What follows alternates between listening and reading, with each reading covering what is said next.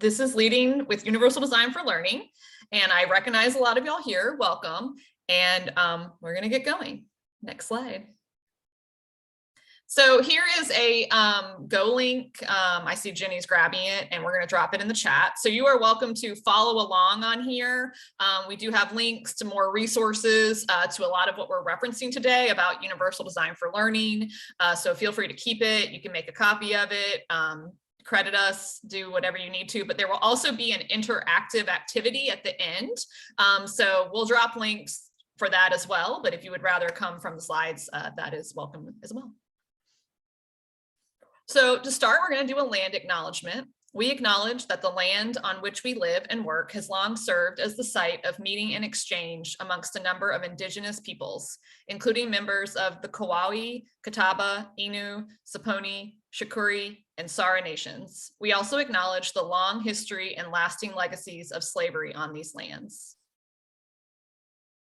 So I'm Sam Harlow. My pronouns are she, her, hers, and I am the UNCG Library's online learning librarian, as well as a liaison librarian. And my leadership experience is varied, and it typically includes managing student workers. That is where a lot of my expertise comes in, and a lot of my research is on Universal Design for Learning, which we're going to talk about. And Jenny? Yes. Hello, I'm Jenny Dale. I also use she, her pronouns, and I'm the information literacy coordinator for the University Libraries at UNCG. I am really excited to be talking about this today. Sam and I are very excited about this topic. And most of my leadership my experience that I'll be drawing from today is from working as a manager. So I do currently manage 2 full-time people, and like Sam, I have a lot of experience in the past managing student and graduate student workers, as well as temporary staff, but I do currently supervise 2 faculty members in the university libraries here at UNCG.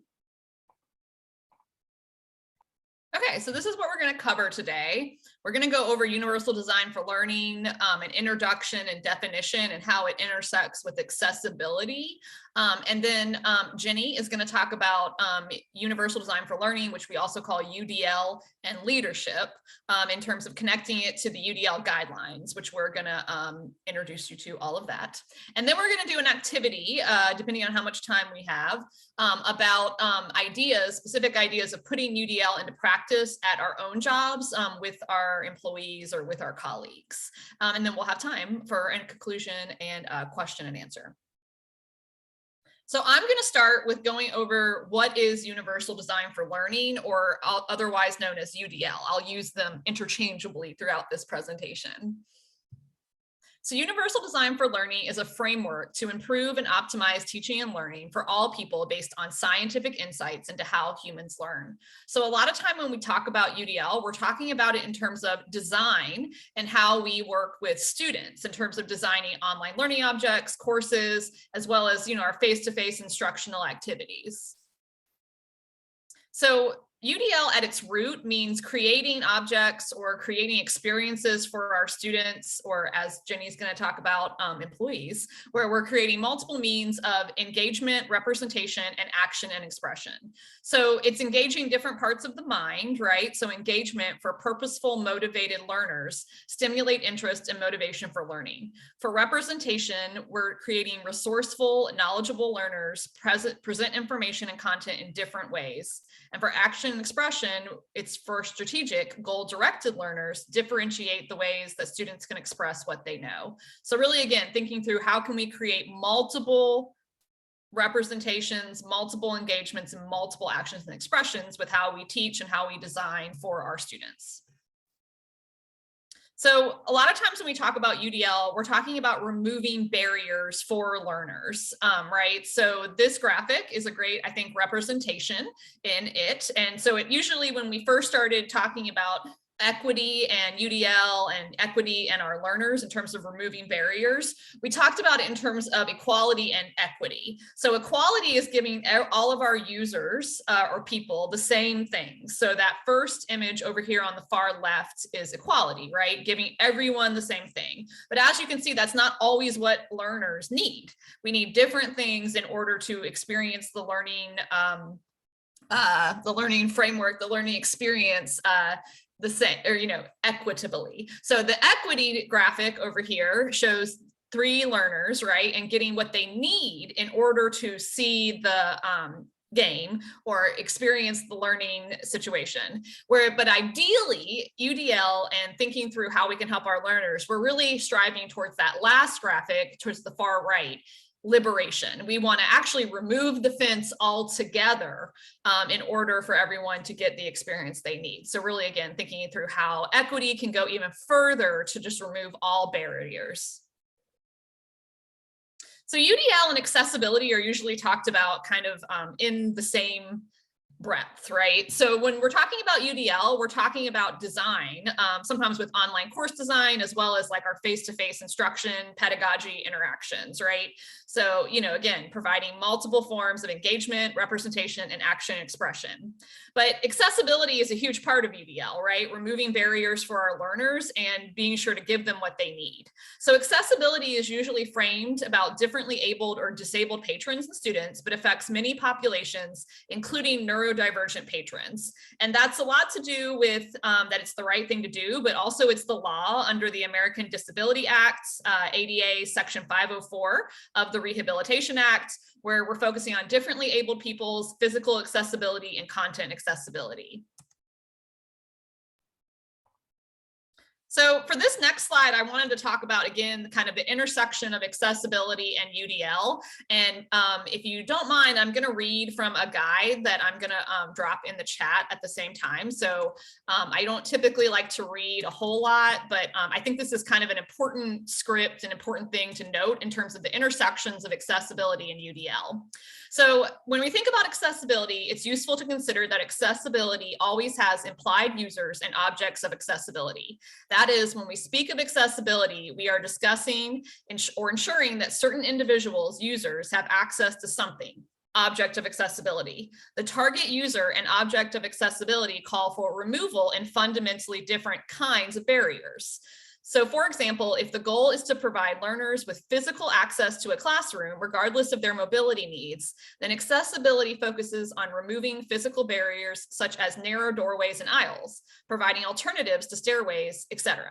On the other hand, if the goal is to ensure that content is accessible for learners with varying sensory abilities, barriers may be in the form of static materials such as print textbooks, with solutions ranging from employment of assistive technology such as reader pens to proactive shifts toward the use of digital material like e-textbooks that may be more accessible for diverse users. So that's usually where we stop when we think about accessibility. But these examples in what I just said show the most common conception of accessibility. To this view, accessibility is for people with disabilities and provides access to learning environments and content materials. One of the reasons we stop here is that this is the extent of the legal mandate of ADA.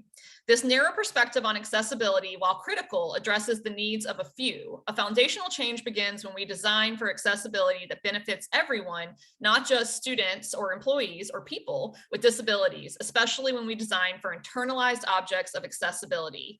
Thus, in the graphic that you see on these slides, these points suggest that we have tended to focus on accessibility, especially in the bottom left quadrant, narrow users, external focus, and almost exclusively in the bottom half, external focus in our discussions of expanding accessibility.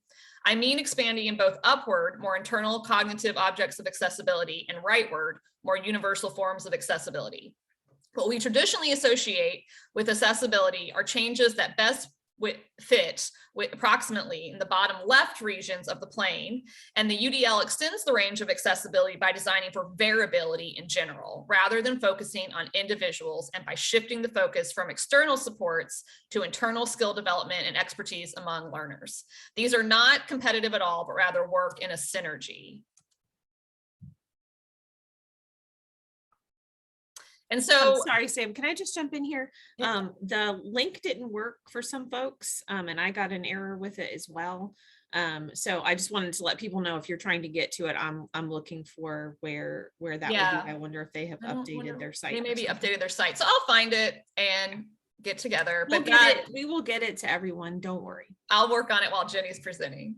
So the UDL guidelines are a tool used in the implementation of universal design for learning. So Jenny is going to go over these in detail, but I just did want to give a quick, shout out to the guidelines. These are how we practically apply UDL within our teaching. So they offer a set of concrete suggestions that can be applied to any discipline or domain to ensure that all learners can access and participate in meaningful, challenging learning opportunities.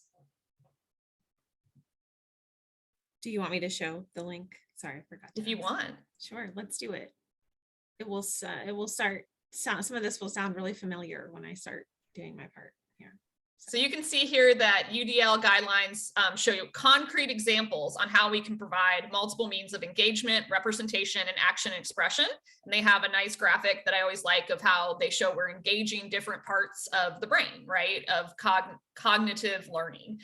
So Jenny is going to go into detail of the different options and how they relate to how we work with employees, how we lead and manage employees. So I'm not going to read them all out loud to you, but this is a really useful resource. I think I use it in my teaching. If any of y'all are teaching librarians, I mean, I recognize a lot of the names here, so I know you are, but also in terms of presentations and how we interact, again, with humans in the world. I think it's really useful, and Jenny's going to go over that.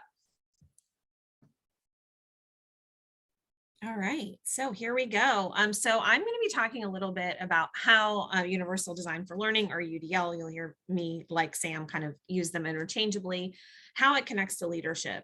And one of the things that I just want to kind of bring out, that to me, one of the sort of core tenets of UDL, like Sam has shown us, is that, what we're looking for is, this comes out of the out of universal design, kind of more generally, the idea that, like, when we have, let's say, an example I often hear is like automatic doors. When we have automatic doors, that is definitely helpful for people who have mobility aids like wheelchairs or who are in walkers, but it is also helpful when your hands are full, or when you have a stroller, or when you're carrying a bunch of stuff into a building.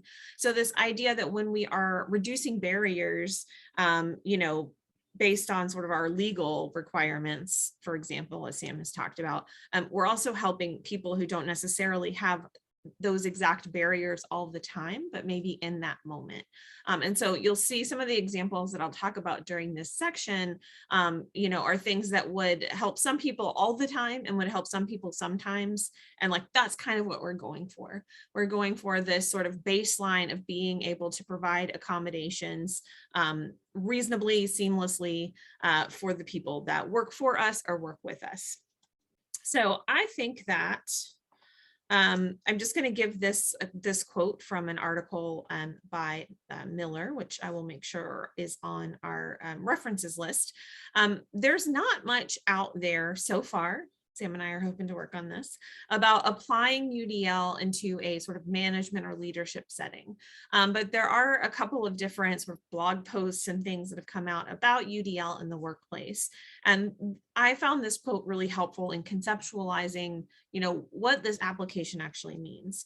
So given its focus on inclusivity, UDL can have a far wider reach than the school setting. Applying these principles in the workplace, for example, can make it a more accessible, equitable, and engaging environment for employees and clients alike. And then from later in the same article, if employed with careful consideration, UDL concepts can help you better facilitate meetings and projects in ways that consider, respect, and accommodate the individual needs of your team members.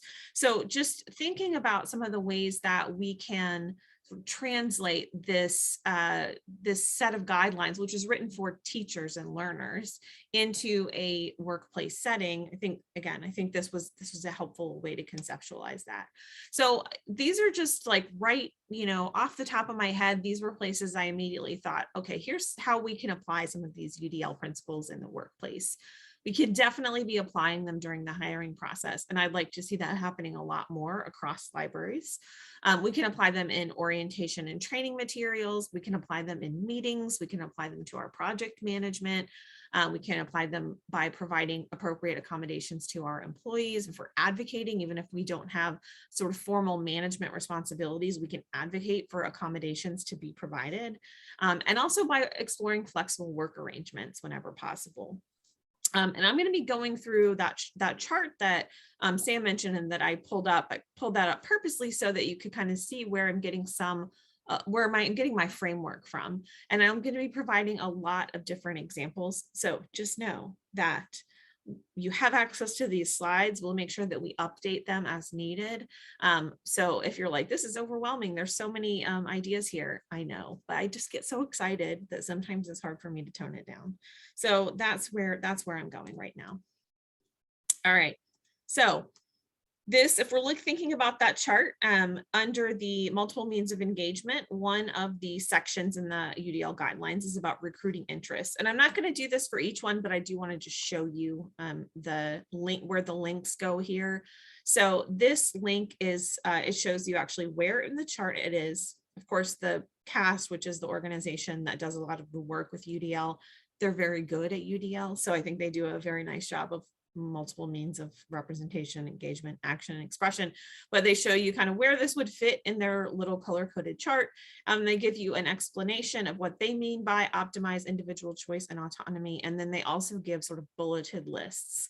And so when I am thinking about these, which I do think about a lot in my teaching, I teach a lot. That's a big component of my job as an information literacy coordinator.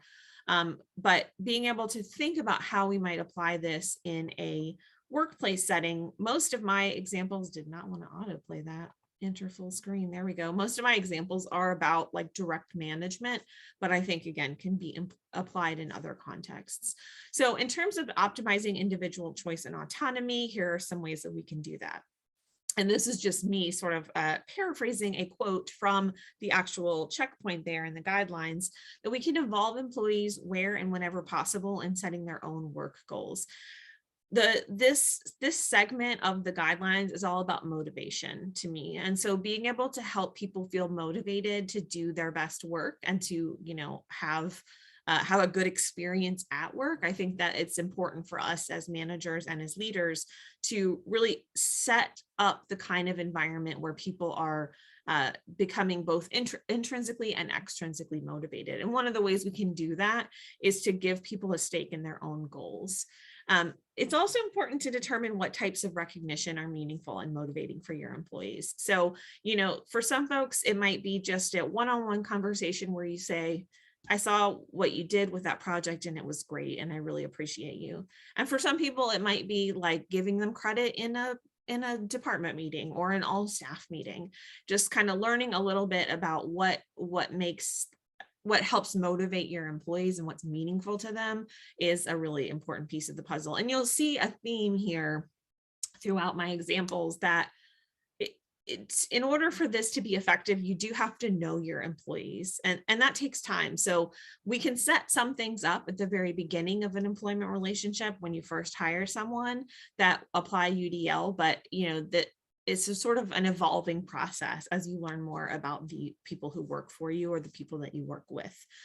Optimizing relevance, value, and authenticity. One of the things that has been really important to me has been finding out from my team members and from the people I supervise, like what is meaningful to them. Because if someone is doing work or expected to spend a lot of their time doing work that they're not finding kind of inherently or personally meaningful, it's challenging for them to be motivated to do well and to, be able to, we want to be able to retain our employees. And so we want them to be motivated in that way. One way that we can do that is, and this is something that I have used a lot, is career conversations. And this is something I learned about from the book Radical Candor by Kim Scott. But I think it was actually her colleague, Russ Laraway, who started this career conversation kind of thing. And it's 3 consecutive conversations that each has a specific goal related to career planning. And, one of the examples from the book Radical Candor, which I highly recommend, one of my favorite management books I've ever read, is they were talking to one of their employees, and they, asked them what they'd be doing kind of at the peak of their career. And they were working at Google at the time. And this person was like, I actually really want to be a spirulina farmer.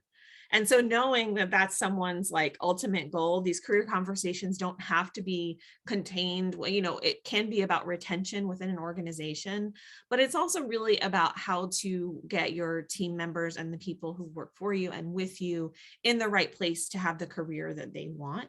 And so I highly recommend, I just have a link to a blog post about it, but there's a podcast, there's a video. And again, I do quite strongly recommend reading Radical Candor. But those career conversations, again, can help you kind of figure out what's important, what does this person really value, and what helps them feel authentic in their work. Minimizing threats and distractions, striving for an accepting and supportive workplace environment. And this can have to do with interpersonal stuff. It can also have to do with like actual physical workplace setup. And again, it depends on the person. Some people do really well in an open office setting and some people don't. And, whenever possible, it's helpful for us to come up with some solutions for minimizing distractions, particularly in the workplace. In sustaining effort and persistence, here is another one from that left column. 2 things that I wanted to, or 2 of the checkpoints that I wanted to pull out here. Foster collaboration and community. I think this is one of the most important things we can do as leaders or managers or project managers, is to be able to kind of do team building and foster some community. So I think exploring formal or informal learning communities, even to in the form of like, let's all read an article together or watch a video and talk about it. But you could also do some things that are, I have a couple of examples here that are asynchronous professional development opportunities that you could do as a team. Project Ready, which is from UNC, Reimagining Equity and Access for Diverse Youth. I think this is really, it says youth, but I think this is actually relevant for all librarians, and I definitely recommend it. The Librarian's Guide to Homelessness, probably particularly useful for public librarians. For those who do teaching, 23 framework things. These are all asynchronous learning opportunities that could be done together as a team over longer periods of time. The next one I have is increasing mastery-oriented feedback. And this from CAST itself, from the guidelines. Mastery-oriented feedback, they define as the type of feedback that guides learners toward mastery rather than a fixed notion of performance or compliance. So we're not just ticking boxes off in terms of what people are getting done. We're actually trying to help people move toward that mastery level of a particular component of their job, a particular skill set. And then giving feedback, I think, is one of the most challenging and most important things that we do as managers and leaders. And so I have 2, again, I have 2 examples here, one from Radical Candor, which is HIP, which stands for feedback that is humble, helpful, immediate, in person, private criticism / public praise, and not about personality. This framework has been extremely helpful to me in terms of coming up with ways to provide effective feedback. And then another one that I have drawn on and that I think works really well is SBI, which you may have heard of or used, which stands for Situation, Behavior, Impact. And again, I have links here to Kim Scott, who wrote Radical Candor, and then CCL, the Center for Creative Leadership here in Greensboro. So a couple of different types of feedback frameworks. Self-regulation, another part of the engagement column there. Promote expectations and beliefs that optimize motivation. Again, we're getting into motivation here. And one of the things that we can do to help our team members stay motivated is to encourage regular reflective practice. I'm really big on reflective practice. I have so much to say about it that I just added this note to just email me if you want more recommendations, because I could and have done entire presentations just on that topic.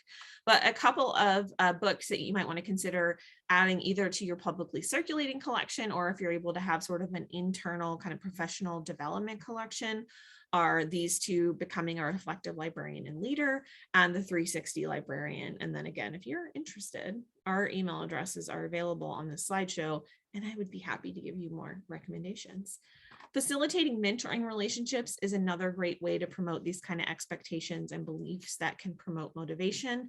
Setting people up with mentors within or outside of your organization, depending on their needs, is something that can be very powerful. Middle column, representation. This is one where we get into a lot of the more specifically accessibility related things to consider.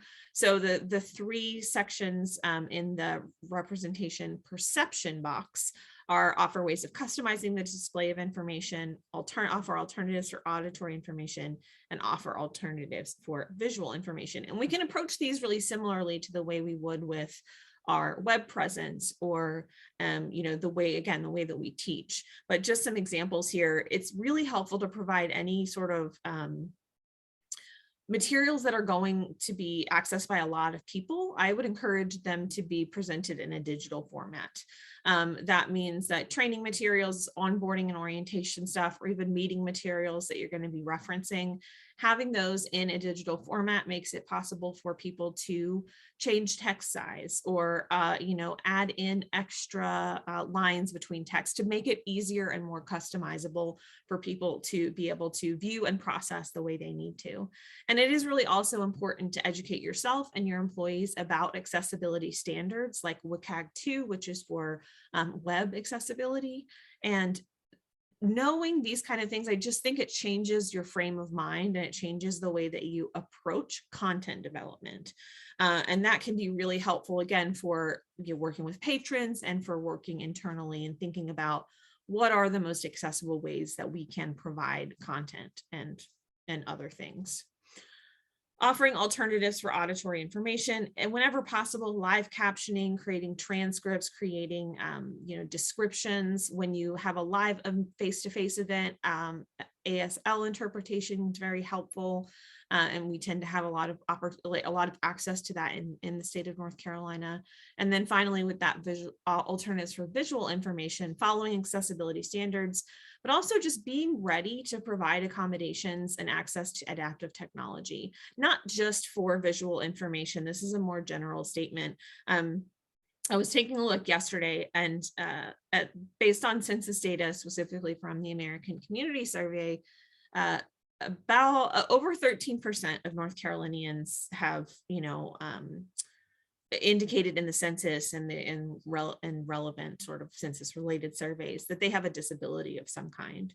And that's just the people who are, stating their disability, who are making their disability clear. And that also doesn't include short-term disabilities. This is like a long-term lifetime chronic disability situation. So even just for those folks, 13.4%, that's a lot of people. And that's something that we, so it's helpful for us to always be prepared to be able to offer any accommodations or adaptive or assistive technologies whenever we can, so not being taken by surprise. In the comprehension section of representation, one of the big things that I think is important is activating or supplying background knowledge, looking for connections between a team member, especially a new employee's experiences in the past and their current role. Creating robust and customizable onboarding materials. I have an example of a customized onboarding plan that I created that I've sort of de-identified a little bit, but that so you can see that where I've tried to provide a lot of different kinds of training opportunities in different sort of formats. And then I think that providing shadowing and observation opportunities is really helpful for teaching important skills for someone's job through demonstration and modeling from someone who might be considered an expert or someone who has more experience. In the right side column, action and expression, this is where some of the other sort of adaptive technology and accommodation stuff comes in. So physical action is one of these areas. So varying methods for response and navigation. I would encourage, whenever possible, to explore flexible work arrangements, including flexible schedules and teleworking options if those things are available. I know that it doesn't work in every context, but again, this is one of those things where I would encourage being prepared. Same for providing hybrid options for meetings and training. So if, even if it's really important for some people to be able to attend in person, it might be helpful for people to be able to attend online. And just to give you a little bit of information about like my personal experience here, I have a chronic illness. I have an autoimmune disease. It impacts me in a lot of different ways, pain, fatigue, and some, like other, if you have an autoimmune disease, you'll know other fun stuff that just randomly crops up. And I'm also pretty moderately to severely immunocompromised. And so during this COVID-19 pandemic that we're still in, this has been a big struggle for me in terms of being able to be safe and to stay as healthy as possible.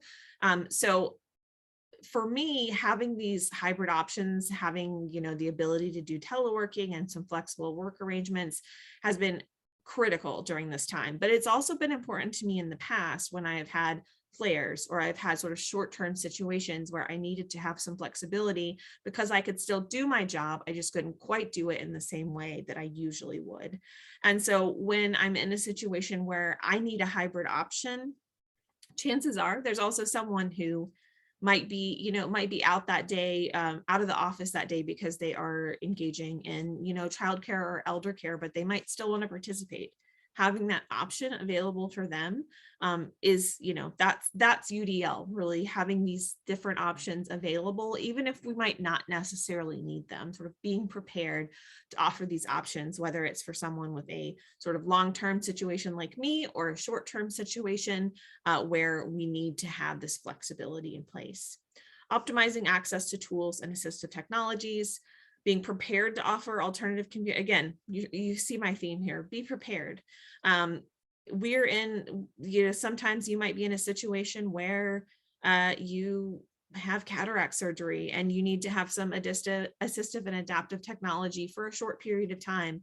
This should be something that we in our workplaces can offer quickly and seamlessly.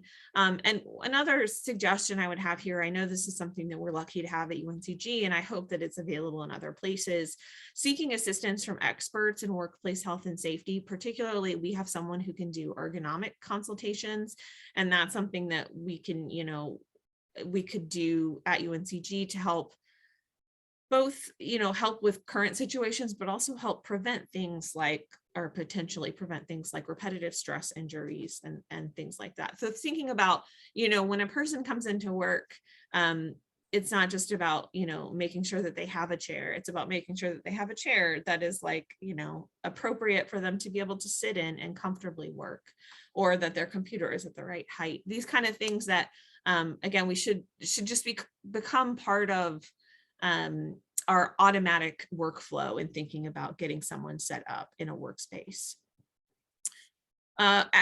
Also in action and expression, thinking about communication, using multiple media for communication, I think is critical. So I'd say anything that's like being provided for a meeting or an interview. So some examples I have here are meeting agendas or documents that are being reviewed. It's important for those to be provided ahead of time in a digital format.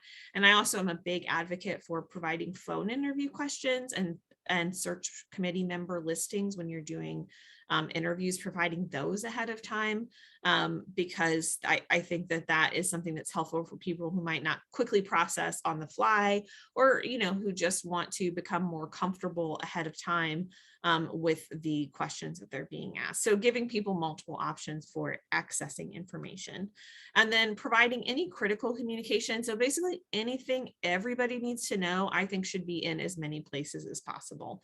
We should talk about it in meetings. We should talk about it in all personnel meetings. We should talk about it in email. We should have it in our policy manuals and things like that, so that someone who maybe couldn't attend a meeting, or we have lots of folks in our library who don't work Monday to Friday, kind of 8 to 5 schedules. So for those folks, we need to make sure that important communication is available to them so that they're not, being left behind. Action and expression executive functions, this to me some of it gets back to goal setting. So guiding appropriate goal setting, I think providing models of goals, multiple models of goals, right? Because so for me, if I see someone else's goals, I start to automatically kind of model after them, even without thinking about it, even if they're not necessarily quite appropriate for my own goal setting, but just giving people multiple models of different kinds of goals, talking through and checking in regularly on any long-term goals, and then support planning and strategy development. Providing ongoing feedback. I talked about feedback earlier with that HIP approach and SBI, but also feedback specifically on goals, where folks are, how they're working toward the goals that they have set or that you've set together, and then helping people break longer term goals into more manageable short-term goals. I think this is something we could all probably use a little bit of help with. So again, this is something where it benefits everyone in the organization when we are prepared to help in this way. And just thinking about the goal of UDL, and Sam went through this on a slide, but I want to pull this back up. When we look at the end of this lovely matrix here, the goal, they say, is expert learners who are purposeful and motivated, resourceful and knowledgeable, and strategic and goal directed. And I think when I look at that, I think that's also going to be our goal as managers or as leaders. We want people on our team who are purposeful, motivated, resourceful, knowledgeable, and strategic and goal directed. And so that to me is one of the reasons that I am really interested in thinking about how we apply these specific guidelines in a workplace environment, because these goals also to me very much apply from a management or leadership standpoint. So for our next piece here, I think I'm going to turn it over to Sam. And Sam, I'll be happy to do links, but I will let you introduce the activity. Actually, maybe I should ask, I've just like dumped a ton of content and ideas on you. Does anyone have any questions at this point? When I ask that, that seems reasonable. Yes, if people have questions, you can drop them in the chat. Feel free to put those in the chat. Or unmute, and I'm getting the link, and you can do it all at one time. But what we're going to do as y'all are thinking about questions, and again, this can be a kind of time of like reflection, going through this activity on the Jamboard, as well as talking through stuff through chat. There's 24 of us, like including the presenters. So like, I think you can unmute and talk if you want, you know. So here is a link to the Jamboard. It should work. So this should take you, I'm going to click on it just to make sure it's working, to a Jamboard. And the first screen of it, I see y'all coming, so great, is instructions. Right. So what, if you've never used a Jamboard before, this is a Jamboard. It's kind of like Padlet. It's kind of, you know, a way that we can all kind of like throw ideas on here together asynchronously and today synchronously. So this is how it works. So you can see we have a screenshot of the interface. And so you can zoom in and out with the magnifying glass at the top. To move to the next slide that actually has the prompts, you're going to go up to the top where it says 1 out of 5, and then click on the arrows up there. And then you're going to add a sticky note based on the prompt. So like Jenny is demoing, right? You're going to click on a sticky note. That's how it appears. And we have questions at the top of the thing. You can change the colors as Jenny's showing you. Pink, we were talking about pink earlier. And answer the prompts or say your ideas. If you go to the next one, Jenny, so like the first question we're asking is, how can we raise awareness of UDL and library workplace practices? So again, about awareness, kind of like advocating for what we've talked about today, what Jenny mostly talked about. And then the next one is asking, what does UDL look like to you in library leadership? So some examples of what Jenny has shared and how you could apply it in your leadership roles at your library or institution. And then the next one is, what are some challenges that you might face when seeking accommodations for members of your organizations? I feel like I spelled accommodations wrong, so my bad, I'll fix it. And then the next one is other thoughts. So yeah. As people are entering, I can see some people are in there, and I know some people, this isn't their jam. They're, you know, like you might not want to do this. So that's fine. You can also talk through chat. We just wanted to have a space where people could think through stuff. So again, this is the interactive part, the last 20 minutes. Yeah, I see already someone adding a great idea, which is using Yes. all staff meetings as demo or sandbox space. Love it. I know for us at UNCG, we have all personnel or all staff meetings about once a month probably, and there's always this push from our dean, who is always like, I don't want this to just be me talking. I want us to like do stuff and talk about stuff and demonstrate stuff. So this is definitely something that I think would be a great idea and a good use of time. So we want to give folks a few minutes with these various. You can jump around if there's like a certain prompt that speaks to you. Y'all are already doing it. Great. Loving it. Love it.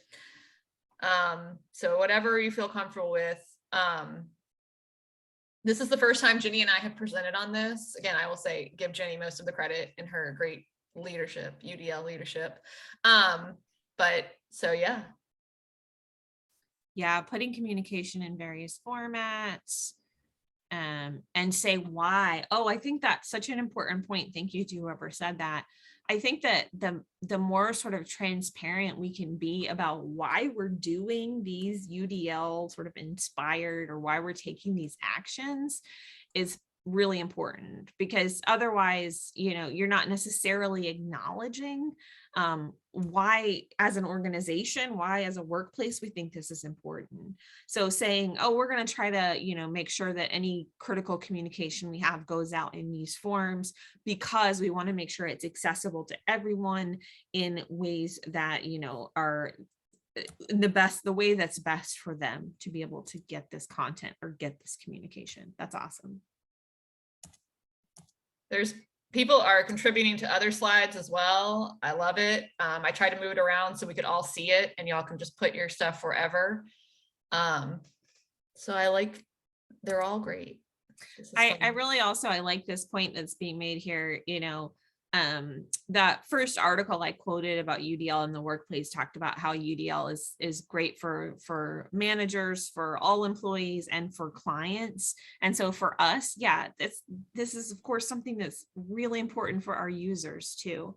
I really love this idea of UDL being a common cause. I think this is something that I've never seen any resistance to this in my work. I've never seen anybody say, oh, I don't think we should focus on UDL. Usually people, as soon as they hear about the idea, are like, yeah, of course, that makes sense. That's great.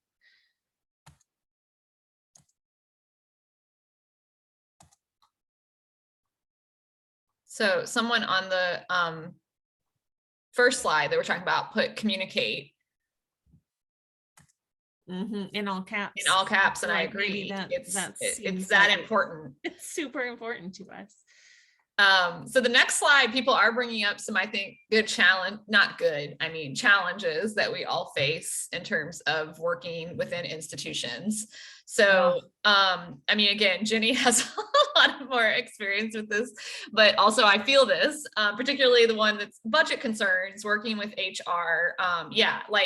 I think a lot of this of we can be, y'all are here. So to me, you're all advocates of, thinking empathetically, thinking about, your colleagues and your employees, your role as a leader or a manager. But sometimes we're really within the institution's grasp, I'll say, right?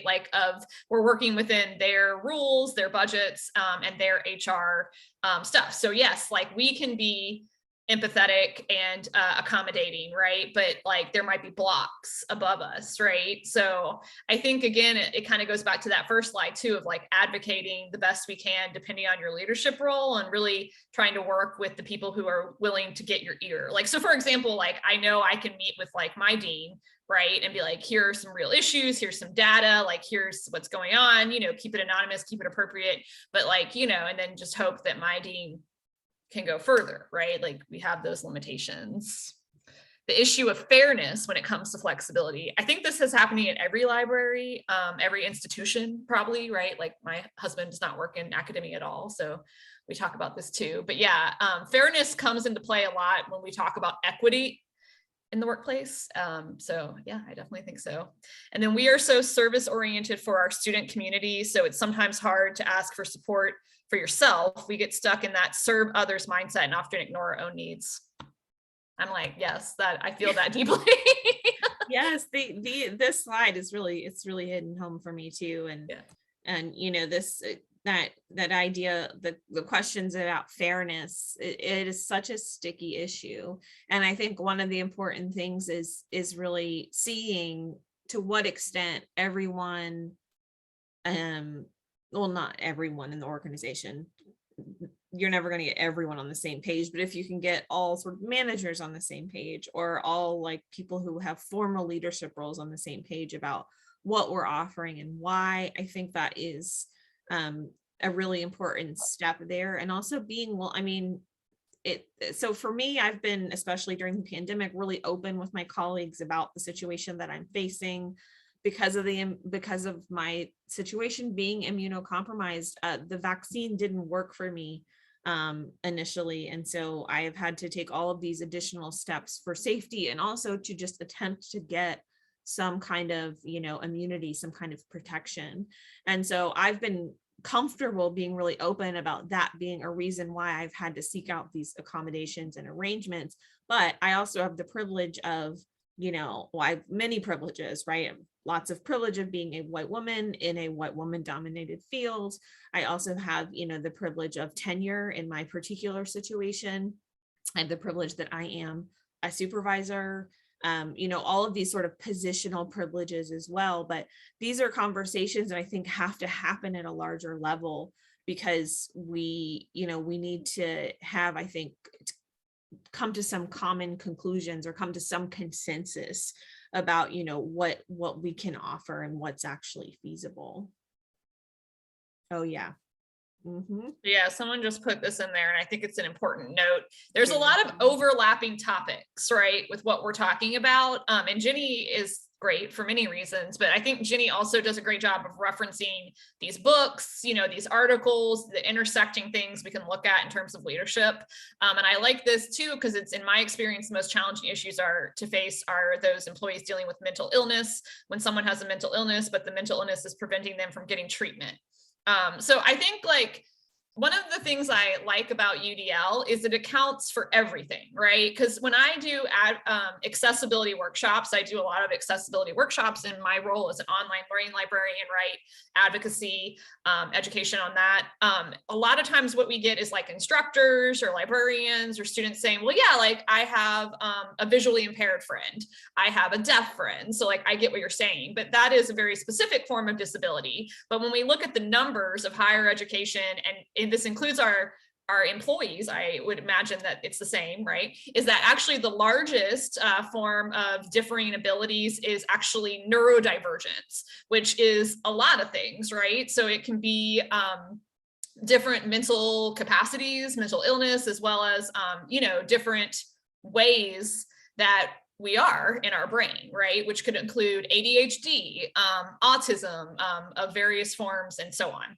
So again, I think it's the same, right? I mean, as Ginny and I have talked about this whole presentation of UDL can apply not just to like how we teach, but also how we interact with people. So yeah, and it counts for this, like, again, invisible disability piece, which I think sometimes gets neglected, right? When we think about how we work with our colleagues, as well as how we lead, as well as how we teach. So if you go back to the last slide, Jenny, people have added some stuff there too. Because one person here said it's the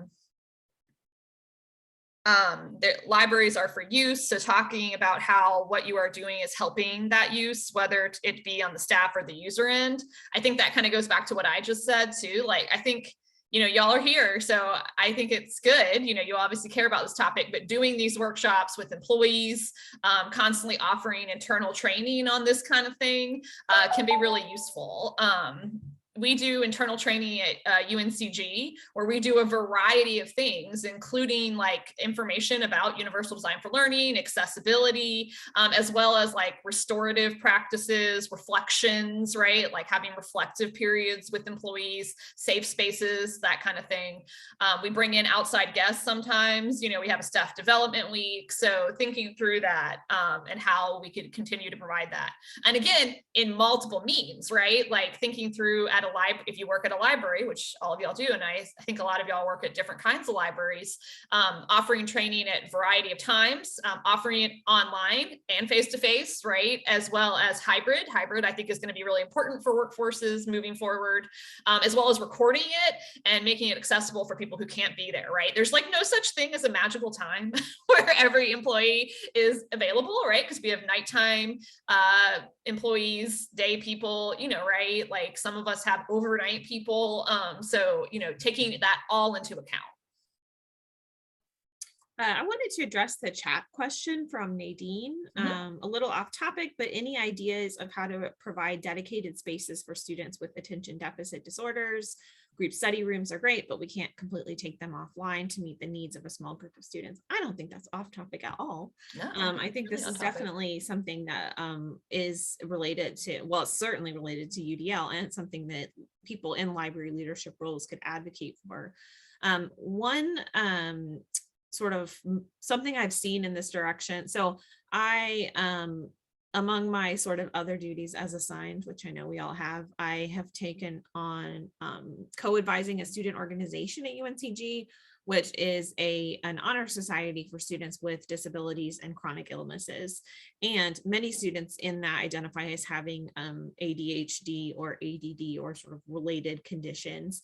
And one of the things that's been super popular in our university center at UNCG, like our student center, is a sensory calming room. And I have heard of libraries offering sensory calming rooms where really, it's a separate kind of space than a group study room that is specifically meant to help people who need that kind of calming space and might have different kinds of needs than a student who is looking for a pretty standard setup for a group study room. So that's just one idea that I have. I've heard of some libraries looking into that. I know it's becoming more and more popular just on in higher education in general. Oh, and that's a great, thank you for Anna for sharing that, that offering headphones for students who forget them or earplugs can be helpful for students with ADHD. And again, also for people who are like, I just need to be quiet right now and I need to focus. And, for us, I know I talk to students sometimes who are like, I'm here because my roommate is so loud. I can't study in my room. I need to do this kind of thing. So yeah, and then someone in the chat says, I'm wondering if a mobile study pod might be a solution so students could access the study pod individually and close the door to the pod, eliminating outside distractions. This is something we have looked into. Love it. We are writing a grant to attain mobile sensory carts. Love it. I love that. I didn't even know that was a that. thing. I'm so excited to look into that. I will have to follow up with you. Yeah, that sounds really interesting. And one thing I will add, I agree with everything that people are saying in chat. I love it. But also, I would promote that if you are at an institution that has this, working with your counseling center and, collaborating together, they might have funding for this kind of thing. They might have suggestions. I know our counseling center at UNCG is great and always available to help in that way. They love when we come to them and say, hey, students are we think students need this from what we've observed. And they're like, yes, because they're seeing it too a lot on their end. And of course, we all know this, right? Numbers of not just students, but staff, a lot of things are going on because we're still in a pandemic and being aware of that. So I do on the last frame or the fifth frame of someone did say how to keep it from getting lost among the many other initiatives, especially if you are short-staffed. And I do think that's important to acknowledge, right? Particularly in a service industry, a service profession. People have mentioned service and the emotional fatigue that comes with the service profession. I think is really important to keep in mind. I think especially in this time where I can speak for UNCG, but budget crises and people leave for other jobs and then we can't fill positions is a really real thing that adds to a lot of what we've been talking about, right? It's a barrier that we are limited in how we can approach it, and I don't have a solution for sure, but I do think again, hopefully thinking through all of this is helpful too in that. And again, doing these kind of workshops, acknowledging the burden and the fatigue we're all under right now, right? Like offering this kind of space to talk through it, I think is useful as well. Yeah, one of the things I would add, I mean, I completely agree with everything Sam said. And I also just want to say how appreciative I am of the ideas that people are sharing in the chat. So I think that this is a real concern that's getting lost, among all the other things that we're trying to do. I think one of my responses to that would be, I think the goal of centering or prioritizing UDL to me is similar to the approach should be similar to the way we want to center and prioritize like EDI work in libraries, and that we want it to become just part of what we do and not really necessarily like an initiative that we are trying to. Now, of course, there is initiative that has to happen in getting it to be part of what we do. But the idea hopefully is that this is part of sort of just reframing our approach and having this hopefully become sort of part and parcel to our day-to-day work and the way that we think about ourselves, our colleagues, our students, our users, whoever those folks may be.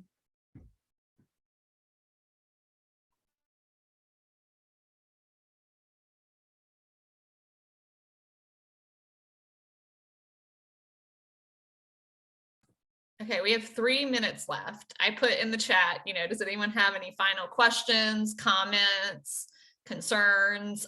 Jenny and I don't want to speak for Jenny, but I will definitely want you to know that we feel really passionate about this. Like, this is something both of us think about a lot, right? And again, I think Jenny has like this great management and leadership, experience on top of all the other stuff she mentioned. So this is really about a collaborative conversation, right? These are things that we're all thinking about and doing a lot. So definitely contact us if you want to talk about the stuff. We love it. And I'm trying to drop the chat. Here's the chat to the presentation again. Again, feel free to keep it. There's a lot of links in there, a lot of ideas. We'll keep the Jamboard on there, so if that is useful for you, if you want to make a copy of the Jamboard for other activities with your employees, feel free.